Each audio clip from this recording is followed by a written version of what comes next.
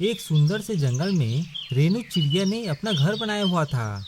उस जंगल में बारिश का मौसम आने वाला था और रेनू चिड़िया इस बात से बहुत ज़्यादा चिंतित थी, क्योंकि उसका घर बहुत ज़्यादा कमज़ोर था और वो घर बारिश और तेज हवाओं को बर्दाश्त नहीं कर सकता था। मैं क्या करूं? मेरा घर तो बहुत ज़्यादा कमज़ोर है और बारिश का मौसम भी आने वाला है। मुझे कुछ करना होगा, वरना बारिश के मौसम में मुझे रहने के लिए जगह भी नहीं मिलेगी। एक काम करती हूँ, बाकी सारे पक्षियों को जमा करती हूँ और उनसे इस बारे में बात करती हूँ।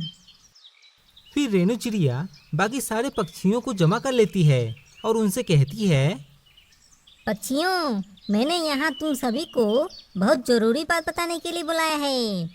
देखो पक्षियों, तुम सब तो जानते ही हो कि बारिश का मौसम आने वाला है और अभी तक हम लोगों ने बारिश से बचने के लिए घर का इंतजाम नहीं किया है। तुम कहना क्या चाहती हो? साफ साफ कहो। मैं ये कहना चाहती हूँ कि बारिश से बचने के लिए हम सब अपना घर बनाएंगे ही, तो क्यों ना हम सब मिलकर एक बड़ा घर बनाते हैं और इस बारिश के मौसम में साथ मिलकर रहते हैं। ऐसे हमारी मेहनत भी बचेगी और काम भी जल्दी हो जाएगा। अरे वाह वाह रेनू चिड़िया, यह तो तुमने बहुत अच्छी तरकीब बताई है। हम सबको तुम्हारी यह बात बहुत अच्छी लगी। हम सब जंगल से लकड़ी ढूंढकर उससे अपना घर बना सकते हैं। अरे यह सारे पक्षी क्या कह रहे हैं? मुझसे तो मेहनत होती ही नहीं है। यह सब पक्षी लकड़ी ढूंढने की बात कर रहे हैं। मुझे तो बैठने की आदत है। मैं इस मेहनत से कैसे बचूं? एक काम करता हूँ, मैं इन्हें मना कर देता हूँ। देखो पक्षियों, सीधी सी बात है, मुझसे ज़्यादा मेहनत नहीं होती, इसलिए मैं तुम लोगों के साथ घर बनाने में बिल्कुल भी साथ नहीं देने वाला। तुम्हें अगर घर बनाना ही है तो तुम सब मिलकर बना लो, मुझे इस काम में शामिल नहीं होना। अरे कालू कौवे, यह तुम क्या कह रहे हो? देखो, अगर तुम भी हमारे साथ लकड़ियाँ ढूंढवाओगे तो तुम भी उस घर में रह सकते हो, वरना तुम हर साल की तरह इस बार भी बारिश में ही भीगोगे। देखो, हमारी बात मान लो और हमारे साथ लकड़ियाँ ढूंढवाने में मदद करो। हाँ कालू कौवे, रेनू चिड़िया बिल्कुल ठीक कह रही है। हम सारे पक्षी मिलकर जल्द ही लकड़ी ढूंढ लेंगे। उसके बाद एक बड़ा सा घर बनाकर उसमें रहेंगे। तुम सब मेरी बिल्कुल भी चिंता मत करो। बारिश के मौसम में मैं अपने ससुराल चला जाऊंगा और वहाँ आराम से रहूंगा।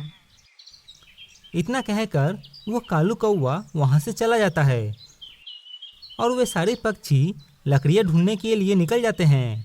सभी मिलकर इधर उधर लकड़ियाँ तलाश कर रहे होते हैं, लेकिन किसी भी पक्षी को एक भी लकड़ी दिखाई नहीं देती।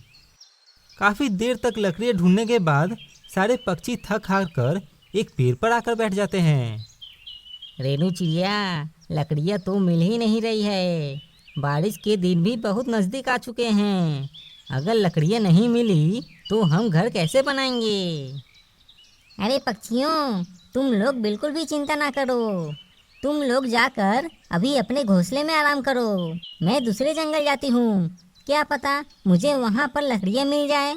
जैसे ही मुझे लकड़ियाँ मिल जाएंगी, मैं तुम लोगों को वहाँ पर बुला लूँगी और फिर हम सारे पक्षी मिलकर वे लकड़ियाँ हमारे इस जंगल में ले आएंगे। फिर उनसे हम अपना घर बना लेंगे। हाँ रेनू चिड़िया, यह तुम बिल्कुल ठीक कह रही हो। अभी हम अपने घोंसले में जाकर आराम कर लेते हैं। जैसे ही तुम्हें लकड़ियाँ मिल जाएंगी, तुम हमें तुरंत बता देना, हम वैसे ही वहाँ पर आ जाएंगे। फिर रेनू चिड़िया लकड़ी की तलाश में दूसरे जंगल की तरफ निकल पड़ती है। मैं तो चाहता हूँ कि इन सारे पक्षियों को लकड़ियाँ ना मिले, ताकि यह बारिश से बचने के लिए अपने लिए कोई घर बना ही ना सके। और हर साल जैसे मैं बारिश में भीगता हूँ, वैसे ही यह सारे पक्षी और वह रेनू चिड़िया भी बारिश में भीगे। मेरा तो इंतजाम हो गया है। बारिश के दिनों में मैं सुंदरी के पिताजी का वहाँ चला जाऊँगा और बारिश का महीना अपने ससुराल में ही काट लूँगा। इस तरह रेनू चिड़िया लकड़ियाँ ढूंढते ढूंढते दूसरे जंगल पहुँच जाती है और एक पेड़ के ऊपर बैठ जाती है। जब रेनू चिड़िया पेड़ से नीचे देखती है तो नीचे जमीन पर उसे काफी बड़े साइज के कद्दू पड़े हुए दिखते हैं। अरे यह तो बहुत बड़े कद्दू हैं। इतने बड़े कद्दू तो मैंने आज तक अपनी जिंदगी में नहीं देखे। वाह, कितने बड़े कद्दू हैं। उन कद्दू को देखकर रेनू चिड़िया के दिमाग में एक तरकीब आती है। अरे हाँ, एक काम करती हूँ। इन कद्दू को अंदर से खोखला करके हम सारे पक्षी इसके अंदर आराम से रह सकते हैं और इस तरह हम बारिश से भी बच सकते हैं। यह तो हमें बना बनाया घर मिल गया। चलो जल्दी से सारे पक्षियों को यहाँ पर ले आती हूँ। रेनू चिड़िया वापस अपने जंगल की तरफ लौट जाती है। पक्षियों, तुम लोग इतने उदास क्यों बैठे हो? मैं तुम लोगों के लिए एक खुशखबरी लाई हूँ। मैं लकड़ियाँ ढूंढते ढूंढते दूसरे जंगल में चली गई थी, तो वहाँ मुझे काफ़ी बड़े बड़े कद्दू पड़े हुए मिले। अरे रेनू चिड़िया, अभी हमें खाने के बारे में नहीं बल्कि अपने रहने के बारे में सोचना चाहिए। पहले मेरी पूरी बात तो सुनो। वे कद्दू बहुत बड़े हैं, इसीलिए मैंने सोचा है कि हम उन कद्दू को खोखला करके उनमें रह सकते हैं। अरे वाह रेनू चिड़िया, यह तो तुमने बड़ा मस्त आइडिया लगाया है। हम उन कद्दू को खोखला करके उसे घर बनाकर उसमें रह सकते हैं। इस तरह हम बारिश से भी बच सकते हैं। अरे रेनू चिड़िया, चलो हम जल्दी से उन कद्दू के पास चलते हैं। कहीं ऐसा ना हो कि उन कद्दुओं में कोई दूसरे पक्षी अपना घोंसला बनाकर रहने लगे। हाँ हाँ पक्षियों, तुम सब मेरे पीछे आओ। मैं तुम लोगों को उन कद्दू के पास ले चलती हूँ। फिर रेनू चिड़िया सारे पक्षियों को उन कद्दू के पास ले आती है। अरे वाह वाह रेनू चिड़िया, इतने बड़े बड़े कद्दू। इनको खोखला करके हम इनमें आराम से रह सकते हैं। तो फिर चलो पक्षियों, हम इन कद्दू को खोखला कर देते हैं और फिर हम इनमें रहने लगेंगे। फिर कुछ समय बाद वे सारे पक्षी उन कद्दू को खोखला कर देते हैं और उनके अंदर रहने लगते हैं। और अब उन सारे पक्षियों को बारिश की बिल्कुल भी चिंता न थी, क्योंकि वे कद्दू अंदर से काफ़ी ज़्यादा नरम और गर्म थे। देखते ही देखते बारिश का मौसम आ जाता है। जंगल में काफ़ी तेज़ बारिश शुरू हो गई थी और काफ़ी तेज़ हवाएं भी चल रही थी। इसी बारिश में कालू कौवा अपने घोंसले में बैठा भीग रहा था। अरे बाप रे, कितनी तेज बारिश हो रही है और हवा भी कितनी तेज चल रही है। अब इससे पहले कि यह घोंसला उड़ जाए, मैं अपने ससुराल चला जाता हूँ और बारिश के दिन आराम से वहीं काटूंगा। यह कहकर वो कालू कौवा अपने ससुराल चला जाता है। कालू कौवा जैसे ही अपने ससुराल आता है तो वह देखता है कि सुंदरी कौवी और उसके पिताजी एक घोंसले में बैठे हुए थे और सिर्फ एक छाते के सहारे बारिश से बचे हुए थे। अरे पिताजी, यह क्या? आपका तो अपना घर था, तो फिर आप इस घोंसले में यह छाता लगाकर क्यों रह रहे हैं? अरे बेटा कालू, अब मैं तुम्हें क्या बताऊं। मेरा घर हवा के कारण उड़ गया। अब हम बाप बेटी इस छाते के सहारे ही बारिश से बचे हुए हैं। अरे ये क्या हो गया? मैंने तो सोचा था सुंदरी और उसके पिताजी आराम से अपने घर में बैठे होंगे, लेकिन इनका घर तो पहले ही बर्बाद हो चुका है। मुझे क्या पता था कि ससुर जी का घर हवा के कारण बर्बाद हो जाएगा। अब मैं क्या करूं? इतने तेज बारिश में अब मैं कहाँ जाऊं?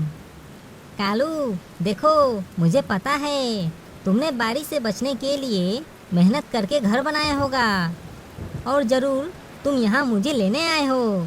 लेकिन कालू, मैं अभी तुम्हारे साथ नहीं जा सकती। इतनी तेज बारिश में मेरे पिताजी अकेले इस घोंसले में कैसे रहेंगे? मुझे इनका ध्यान रखना होगा। जैसे ही बारिश रुक जाएगी, मैं तुम्हारे नए घर में आ जाऊंगी। फिर कालू कौवा उदास होकर वहाँ से चला जाता है और वापस अपने घोंसले में चला आता है, लेकिन हवा की वजह से उसका घोंसला भी उड़ गया था। एक ही तो सहारा था, अब वो भी नहीं रहा। यह सारे पक्षी बिल्कुल ठीक कह रहे थे। मुझे इनके साथ मिलकर घर बना लेना चाहिए था। यह सारे पक्षी कहीं ना कहीं आराम से घर बनाकर इस बारिश से बचकर रह रहे होंगे और यहाँ मैं हर साल की तरह इस साल भी बारिश में भीग रहा हूँ। अगर मैं भी उन पक्षियों की तरह मेहनत करता तो आज मुझे इस बारिश में भीगना नहीं पड़ता। इस तरह कालू कौवा इस साल भी बारिश में भीग रहा था। इस कहानी से हमें यह सीख मिलती है कि समय रहते हमें मेहनत करना चाहिए, वरना अगर हम भी कालू कौवे की तरह आलस करेंगे तो उसी की तरह मुसीबत में पड़ेंगे।